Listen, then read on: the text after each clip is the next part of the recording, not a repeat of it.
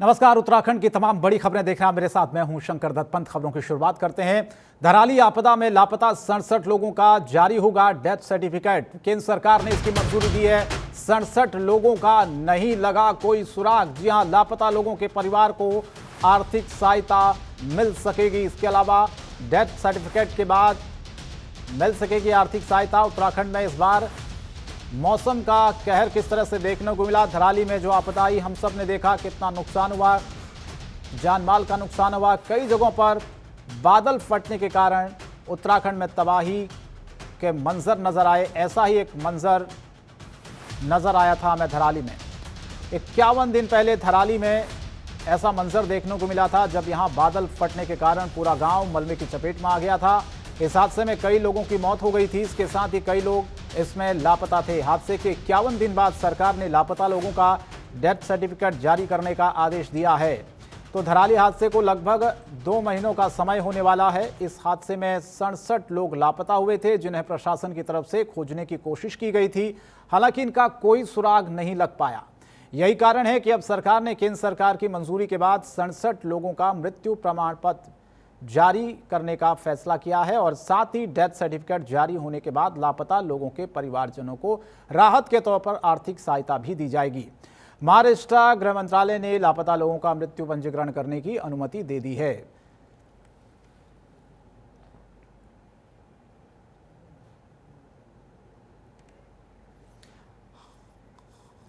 तो हरीश हमारे संवाददाता ज्यादा अपडेट के लिए फोन लाइन पर जुड़ रहे हैं। हरीश, धराली में जो हुआ उसको कोई भूल नहीं पा रहा है। कई लोग उसमें लापता थे। अब खबर ये आ रही कि 67 लोगों का इसमें कोई सुराग नहीं लगा। देखिए शंकर, जिस तरह से मानसून के दौरान उत्तराखंड में जो आपदा का मंजर देखा गया है, उसके जख्म भरने का काम अब राज्य सरकार कर रही है। किस तरह से लोगों को राहत दी जाए, किस तरह से कनेक्टिविटी जोड़ी जाए, क्योंकि आपने देखा कि धराली यानी उत्तरकाशी जिले के जो धराली क्षेत्र में जो 51 दिन पहले जो आपदा आई थी, उसमें लगभग 67 लोग लापता। लगातार उनका सर्च किया जा रहा था। सर्च ऑपरेशन के दौरान तमाम जो सरकार की जो एजेंसियां हैं, चाहे वो केंद्र सरकार की हों, राज्य सरकार की हों, सभी इस आपदा में मिलजुल करके काम कर रहे थे। और मानसून के दौरान आपने देखा, चाहे वो चमोली जिला हो, पौड़ी जिले की बात करें, या फिर हम टिहरी की बात करें, या साथ ही साथ उत्तरकाशी की अगर बात करें, तो उत्तरकाशी में 67 लोगों की जो लापता हुए थे आपदा के दौरान, उनका मृत्यु प्रमाण पत्र जारी किया गया है। इसमें केंद्र सरकार की मंजूरी के बाद अब जो लोग हैं, उनके आश्रित हैं, उन लोगों को आपदा की राहत उनको मिल सके, आर्थिक की राहत उनको मिल सके, आर्थिक सहायता उनको मिल सके। इस तरफ राज्य सरकार ने एक पहल की थी कि केंद्र सरकार को एक पत्र जारी किया था, जिसमें उन्हें जो लापता लोग हैं उनके लिए किस तरह से राहत दी जाए, इसके लिए एक पहल यहाँ पर की गई थी। 67 लोगों का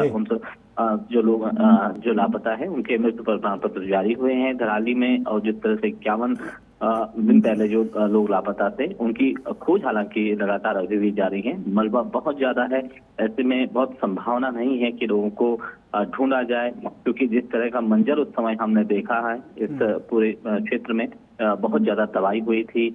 कई लोग लापता हो गए थे, कई जो घर हैं वो जमींदोज हो गए थे।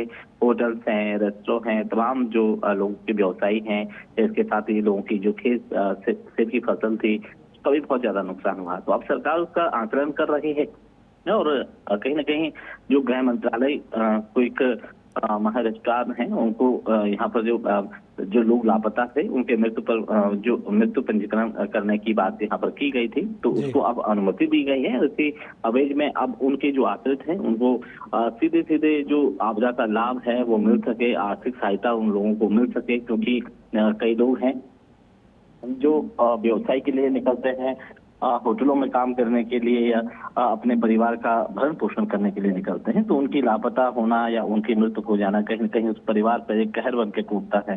तो राज्य सरकार उनकी सहायता करने जा रही है कि किस तरह से उनकी आर्थिकी में उनकी सहायता की जाए, उनकी मदद की जाए, उन लोगों को, उनके जो परिवार वाले हैं उन लोगों को सहायता दी जाए। तो इस तरफ एक बड़ा कदम राज्य सरकार की तरफ से उठाए लगे। हम 67 जो लोग हैं उनके लिए यहाँ पे जो डेथ सर्टिफिकेट है वो तैयार किए गए हैं। जी हरीश, क्या कोई आंकड़ा है कि कितने लोग इसमें प्रभावित हुए? क्योंकि अब तो ये क्लियर सामने आ चुकी हैं चीज़ें कि जो लोग लापता हैं उनको नहीं ढूंढा जाएगा, उनका कोई सुराग नहीं लग पा रहा है।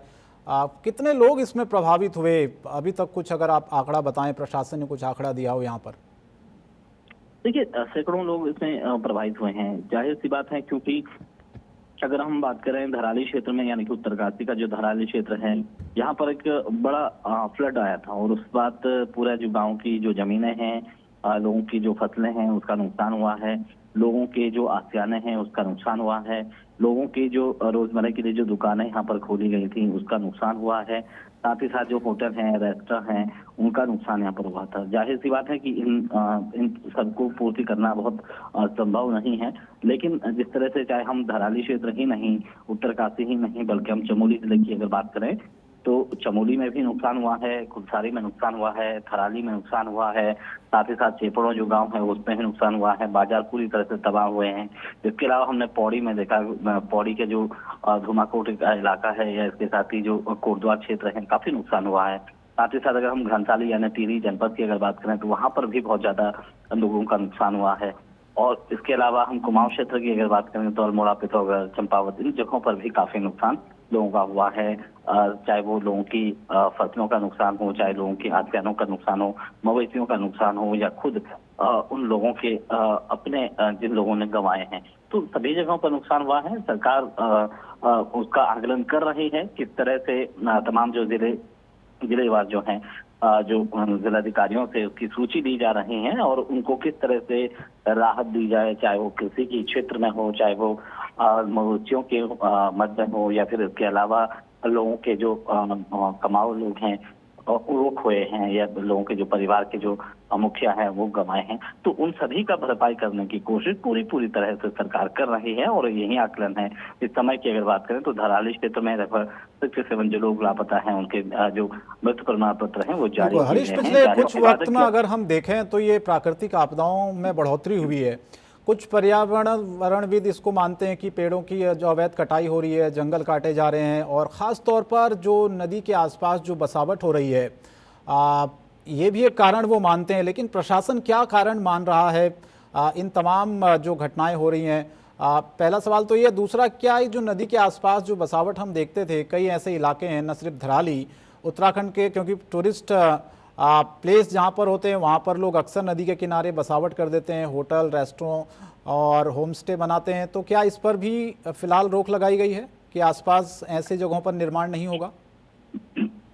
देखिए, 2013 की जो आपदा आई थी उस समय बहुत ज्यादा वैज्ञानिकों के जो मत है वो आए थे। उसमें कई ऐसे जोन हैं जो लगभग 400 के आसपास ऐसे गांव हैं जो आपदा के मुहाने पर हैं। सरकार को चाहिए था कि उन जो गांव हैं उनका पुनर्विस्थापन करें, उनको कहीं दूसरी जगह शिफ्ट किया जाए। हालांकि पूर्व मुख्यमंत्री हरीश रावत की तरफ से ही बयान भी दिया गया था कि उन्होंने लगभग 434 के आसपास जो गांव हैं उनको शिफ्ट करने की बात योजना में रखी थी। और जिस तरह से इसके बाद सरकार बदली है, अब कहीं न कहीं जो लचीले तौर पर अगर देखा जाए तो कहीं न कहीं जो नदी किनारे रहने वाले लोग हैं उनको विशेष तौर पर उनको सावधान ही नहीं बल्कि उनको वहां से शिफ्ट करने की आवश्यकता है। इसके अलावा जो वैज्ञानिकों का जो मत है, क्योंकि नए हिमालय हैं, उत्तराखंड की अगर बात करें तो उत्तराखंड के तक चाहे वो पहाड़ी क्षेत्र हो, चाहे वो मैदानी क्षेत्र हो, कहीं न कहीं जो बहाव के कारण कटाव होता है और उस वजह से भी काफी जो लोग हैं इसकी जद में आते हैं, फ्लड की जद में आते हैं, आपदा की जद में आते हैं। तो ऐसे में लोगों को भी एक तरह से सचेत होना बहुत जरूरी है, सावधान होना बहुत जरूरी है और जागरूक होना बहुत जरूरी है। क्योंकि अगर इस तरह से अगर हमने देखा उत्तराखंड में जिस तरह से निर्माण कार्य जो तेजी से हो रहे हैं, चाहे वो टनलों का काम हो, चाहे वो हाइड्रो पावर का काम हो, बिजली बनाने की जो तमाम जो यहाँ पर जो बांध परियोजनाएं की जा रही हैं उसका भी कारण हो सकता है। दूसरी बात सबसे पहले कि जो जहाँ पर टनल बनाई जा रही हैं, चाहे वो ऋषिकेश कर्णप्रयाग रेल लाइन हो या इसके अलावा अलग अलग जगहों पर इस तरह की नुकसान होने की संभावना इस वजह से होती है क्योंकि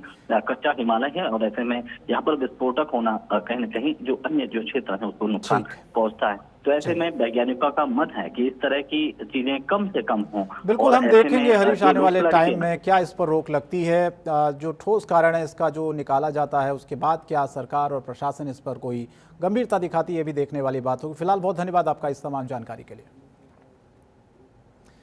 और बढ़ते आगे, सीएम धामी ने बीजेपी प्रदेश कार्यालय में प्रेस वार्ता के दौरान पेपर लीक प्रकरण को लेकर मीडिया से बातचीत की। सीएम धामी ने कहा कि इस मामले में कोई भी आरोपी छूटेगा नहीं। एसआईटी बनाई गई है, जो भी इसमें शामिल होगा उसे सजा जरूर मिलेगी। उन्होंने ये कहा कि राज्य में 80,000 से ज्यादा छात्रों ने परीक्षा में भाग लिया। यहां एक व्यक्ति ने केवल अपने लिए काम किया है। अगर पेपर बाहर आया तो कुछ खास व्यक्तियों द्वारा कैसे पहुंचा, ये सवाल उन्होंने उठाया। कहा कि ये सब जांच करने के लिए ही एसआईटी काम करेगी। और सीबीआई जांच के सवाल पर सीएम धामी ने कहा कि अभी जब एसआईटी जांच कर रही है तो पहले वो पूरी हो जाए। हमें किसी जांच से परहेज नहीं है, एसआईटी जांच से भी परहेज नहीं है। छात्रों के हित में जो भी जांच करानी पड़ेगी हम उस जांच को कराएंगे। उन्होंने कहा युवा यदि चाहते हैं कि सीबीआई जांच हो तो सीबीआई जांच भी करवा देंगे।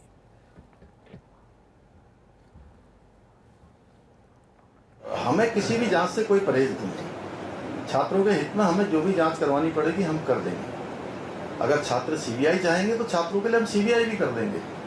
लेकिन अगर एसआईटी जांच कर रही है, सीबीआई में जाने से पहले एसआईटी भी जांच कर रही है, तो राज्य की एजेंसी जांच कर रही है, वहां से भी यही पूछा जाता है कि भाई वो पूछे उन्होंने कितना काम किया है, कितना नहीं किया है। हमको किसी जांच से, छात्रों के हित में हमें किसी भी जांच से आपत्ति नहीं है। हम सब जांच करवाने के लिए तैयार हैं, जो जिसमें छात्रों का हित होने वाला है, छात्रों को जिसमें निष्पक्षता सुनिश्चित होने वाली है। हमने पहले भी यही किया, हम आगे भी यही करेंगे।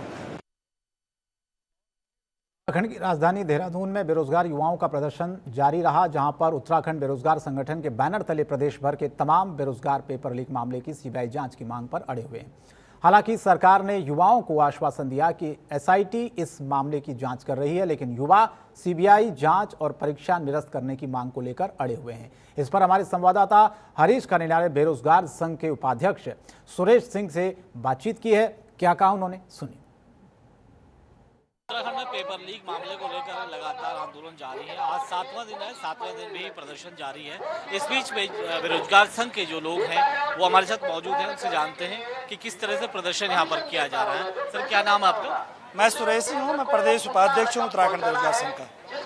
किस तरह से आंदोलन किया जा रहा है? पेपर लीक हुआ है, हजारों जो बेरोजगार लोग हैं, बच्चे हैं, उनकी कहीं ना कहीं भविष्य के साथ खिलवाड़ हुआ है, तो किस तरह से देखते हैं आप? देखिए, 21 सितंबर 2025 को जो है संयुक्त स्नातक स्तरीय परीक्षा जो है उत्तराखंड अधीनस्थ सेवा चयन आयोग द्वारा आयोजित की गई। 1.5 लाख बच्चे, इसमें 1.5 लाख बच्चों ने आवेदन किया था और प्रदेश के तमाम जनपदों में सेंटर बनाए गए थे। और परीक्षा कराने वाला एजेंसी जो उत्तराखंड अधीनस्थ सेवा चयन आयोग है, वो इस परीक्षा को आयोजित कराने में पूरी तरह से फेल हुई है। वो तमाम तरह की अनियमितताएँ हुई हैं। क्वेश्चन पेपर जो है वो बाहर आया है और तमाम तरह की तमाम परीक्षा केंद्रों में जो है अनियमितताएँ सामने आई है। हमने ये बात पूरे प्रदेश में मीडिया के सामने रखी, देहरादून के प्रेस क्लब में। और ये मांगों को लेकर, जो हमारी मांगे हैं इस परीक्षा को निरस्त करने को लेकर, इसको लेकर हमारा एक डेलीगेशन जो है वो माननीय मुख्यमंत्री जी से भी मिल चुका है और उनको तमाम मांगे हमने रखी हैं। और जो है परीक्षा निरस्त करने की मुख्य मांग को लेकर, और उसके अलावा जो है आयोग के जो अध्यक्ष हैं जीएस मर्तोलिया, उनके इस्तीफे को लेकर भी हमने माननीय मुख्यमंत्री जी से बात रखी है। और हमने कहा है कि जो तमाम परीक्षाएं आयोग द्वारा आयोजित की गई है, इसकी सीबीआई जांच होनी चाहिए। कुछ लोगों की गिरफ्तारी आपने जरूर की है, लेकिन हम बताना चाहते हैं कि जो गिरफ्तारियां हुई हैं वो अभी भी छोटी मछलियां हैं, उनसे बड़ी मछलियां जो है बाहर घूम रही हैं। इसलिए हमने माननीय मुख्यमंत्री जी से दरख्वास्त किया है कि आप इस परीक्षा की जांच सीबीआई से करवाइए। जो आयोग जो है परीक्षा कराने में फेल हुआ है, उस आयोग के अध्यक्ष जो है जीएस मर्तोलिया जी, उनसे तत्काल इस्तीफा लिया जाए और ये परीक्षा को 1 महीने के अंदर दोबारा किया जाए। और साथ ही जो है ये आयोग के जो अध्यक्ष हैं जीएस मर्तोलिया जी, जो इस परीक्षा को कराने में नाकाम साबित हुए हैं, उनके तत्काल इसका इस्तीफा लिया जाए। देश में नकल विरोधी कानून बनाया गया था, कहीं न कहीं उसे ध्वस्त किया गया। किस तरह से देखते हैं नकल माफियाओं पर सरकार का शिकंजा नहीं कस पा रहा? देखिए, सरकार द्वारा सख्त नकल विरोधी कानून लाया गया है, उसकी हम प्रशंसा करते हैं। उत्तराखंड बेरोजगार संघ की वो देन है। उत्तराखंड बेरोजगार संघ के आंदोलन का परिणाम है, प्रदेश के हजारों बेरोजगारों के आंदोलन का परिणाम है कि प्रदेश में सख्त नकल विरोधी कानून लागू हुआ। लेकिन दुर्भाग्यपूर्ण है, बेहद दुर्भाग्यपूर्ण है कि सख्त नकल विरोधी कानून का जो दुरुपयोग हुआ है वो पहले छात्रों पर उसको लगाया गया है, छात्रों पर उसके तहत मुकदमा किया गया है, उन पर जो है नकल विरोधी कानून लगाया गया है। तो नकल विरोधी कानून है, लेकिन उसका सदुपयोग होना चाहिए। जो अपराधी हैं, जो आरोपी हैं, जो नकल माफिया हैं, जो परीक्षा को बेचने वाले सरगना है, उन पर उसका प्रयोग होना चाहिए। बेगुनाहों को उसकी सज़ा नहीं मिलनी चाहिए। इस परीक्षा में भी जो है एक असिस्टेंट प्रोफेसर द्वारा जो प्रश्न पत्र के बारे में बताया गया और बॉबी पवार से उसकी सूचना साझा की गई, उस पर भी जो है इन लोगों ने नकल विरोधी कानून के तहत जो है FIR लॉन्च किए। तो मैं कहना चाहता हूँ प्रदेश की अपनी मित्र पुलिस से भी और माननीय मुख्यमंत्री पुष्कर सिंह धामी जी से भी किस तरीके से जो है नकल विरोधी कानून का दुरुपयोग न किया जाए, बल्कि जो वाकई दोषी है उस पर कठोरतम कार्रवाई सुनिश्चित की जाए ताकि एक नजीर बने। से इसकी CBI से न करके इसकी जांच करवाने की बात करते हैं, इसके लिए टीम की जो गठित है वो की गई है, किस तरह से देखते हैं? तो क्या आपकी जो मांग है कि CBI से ही जांच होनी चाहिए? देखिए, हमने SIT जांच के लिए कभी नहीं कहा, हमने CBI जांच के लिए कहा और CBI जांच के लिए हमने इससे पूर्व में भी कहा। हमारा 550 दिनों का धरना जो है धरना स्थल एकता विहार गंदे नाले के किनारे चला कि हमारी मांग थी जो तत्कालिक उस समय जो है परीक्षाएं लीक हो रही थी, तमाम तरह की अनियमितताएं उस समय भी आई थी। हमने माननीय मुख्यमंत्री जी से दरख्वास्त किया था कि आप जिस बार एक बार जो है इसकी CBI जांच करवा दीजिए और दूध का दूध पानी हो जाएगा, जो दूध का दूध और पानी का पानी हो जाएगा। जो तमाम तरीके की आरोपी है वो अगर कठोरतम कार्रवाई एक बार उनको दी जाए तो दोबारा किसी की हिम्मत नहीं होगी। लेकिन माननीय मुख्यमंत्री जी ने तब उस समय जो है आंदोलन को शांत कराने के लिए कहा था कि हमारे इस साल का कैलेंडर जो समाप्त हो जाएगा उसके बाद हम CBI जांच की संस्तुति करेंगे। लेकिन दुर्भाग्यपूर्ण है 2023 का कैलेंडर भी मांगे नहीं मानी जाती हैं, तो आगे क्या आप कदम? देखिए, हमने स्पष्ट किया और माननीय मुख्यमंत्री जी के सामने स्पष्ट किया है कि हमारी मांगे अगर तत्काल नहीं मानी जाती हैं, हमारी अगर पूर्ण मांगे पूर्ण नहीं होती हैं, तो हमारा ये धरना अनिश्चित काल तक चलेगा। और आज ये 7वां दिन धरने का है। रात दिन हमारे युवा यहाँ पर सो रहे हैं। जब मुख्यमंत्री जी अपने AC और बिल्कुल उसमें खद्दर के बिस्तर में सोते तब हमारा लोग इस तरीके से यहाँ पे मिट्टी में सो रहा है। तो माननीय मुख्यमंत्री जी को संज्ञान लेना चाहिए, तत्काल संज्ञान लेना चाहिए और इस पर कार्रवाई करते हुए जो है परीक्षा दोबारा करानी चाहिए और आयोग के अध्यक्ष की छुट्टी कर देनी चाहिए। बहुत बहुत धन्यवाद बातचीत करने के लिए। तो ये हमारे साथ बेरोजगार संघ के पदाधिकारी मौजूद हैं जिनके सीधे तौर पर कहा है कि सरकार को इसकी CBI से जांच करानी होगी, तभी अपना धरना खत्म करेंगे। अपने कैमरा सहयोगी रोहित कुमार के साथ हरीश खंडा, जनता TV, देहरादून। और पेपर लीक प्रकरण और भर्ती घोटाले की CBI जांच की मांग को लेकर परेड ग्राउंड देहरादून में चल रहे आंदोलन के समर्थन में बड़कोट में भी अनिश्चितकालीन धरना प्रदर्शन जारी है।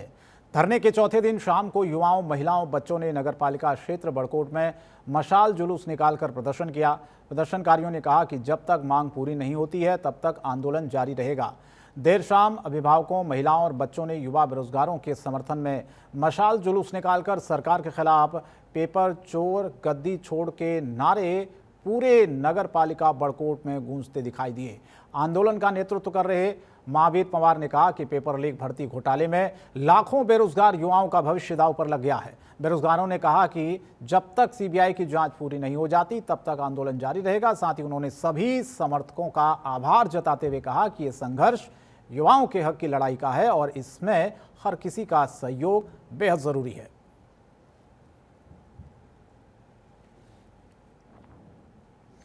और राजकीय शिक्षक संघ द्वारा अपनी विभिन्न मांगों के लिए शिक्षा मंत्री के विधानसभा क्षेत्र श्रीनगर में विशाल रैली का आयोजन हुआ। शिक्षकों ने बड़ी संख्या में सड़कों पर अपनी मांगों के लिए जमकर प्रदर्शन किया। इस दौरान शिक्षकों का कहना है कि लगातार मुख्यमंत्री, शिक्षा मंत्री, सचिव और विभाग के अधिकारियों से वार्ता और बैठकों के बाद भी शिक्षकों की मांग पर विचार नहीं किया जा रहा है। इसके कारण मजबूर शिक्षकों को सड़कों पर उतरकर अपना आक्रोश व्यक्त करना पड़ रहा है। इस दौरान शिक्षकों ने प्रधानाचार्य विभागीय सीधी भर्ती निरस्त करने जैसी प्रमुख मांगों के लिए रैली के माध्यम से अपनी आवाज को बुलंद किया।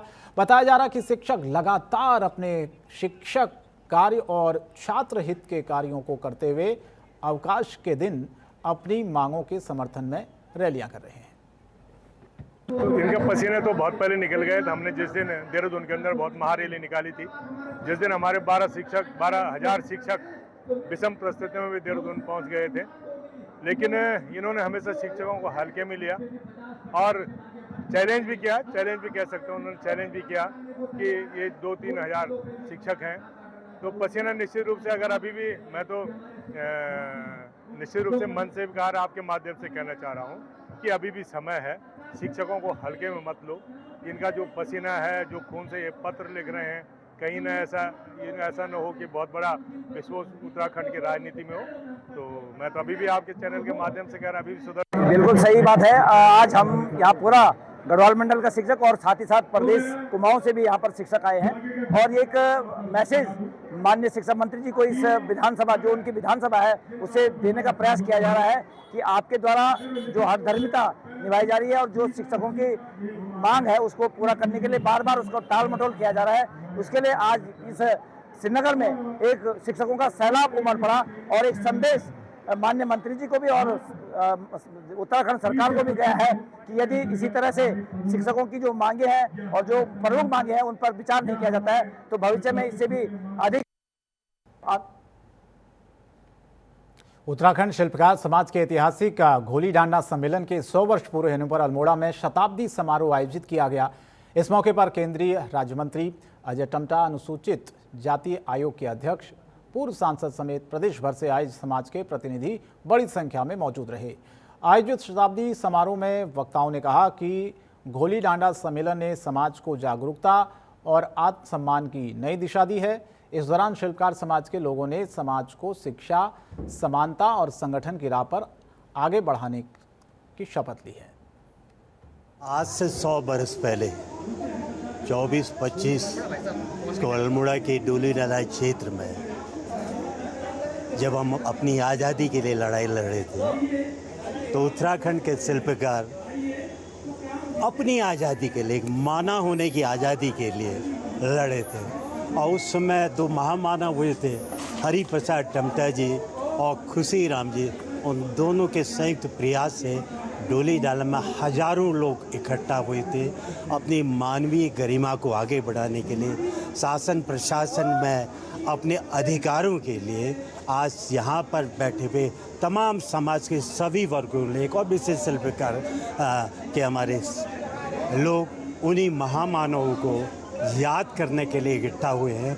और 100 वर्ष के बाद आज क्या स्थिति है, आज कौन सी चुनौती है, आज फिर इन वर्गों के ऊपर तमाम तरह के अत्याचार, तमाम तरह के विपदाएं आ रही हैं। तो आज की चुनौतियों के संदर्भ में भी विचार होगा। तो मैं समझता हूँ ये ऐतिहासिक उपलब्धि है। और जब हमेशा इतिहास में अपने नायकों को हमेशा लोग याद करते, तो आज उन्हीं नायकों को स्वर्गीय हरि प्रसाद टम्टा जी के नेतृत्व में जिन्होंने संघर्ष किया था, उन सब नायकों 100 वर्ष के वर्षगांठ मनाने जा रहे हैं।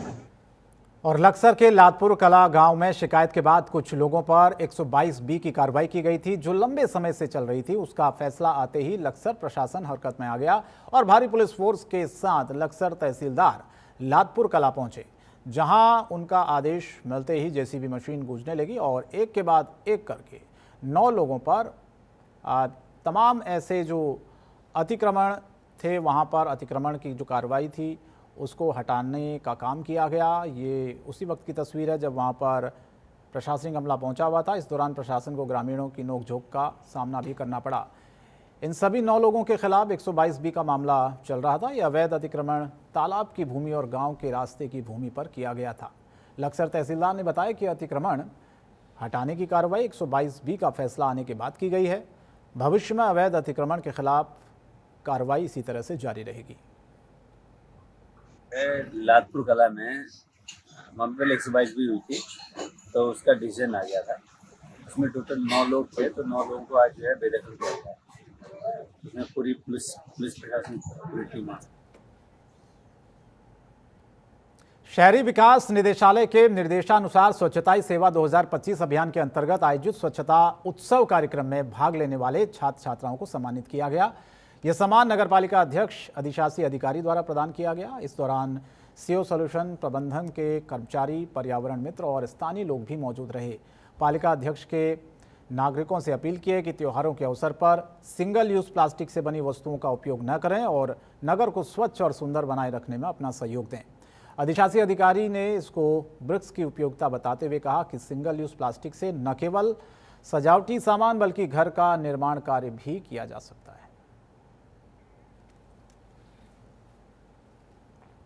और उत्तराखंड की तमाम बड़ी खबरों में फिलहाल इतना ही। जनतंत्र टीवी पर खबरें जारी रहेंगी। नमस्कार।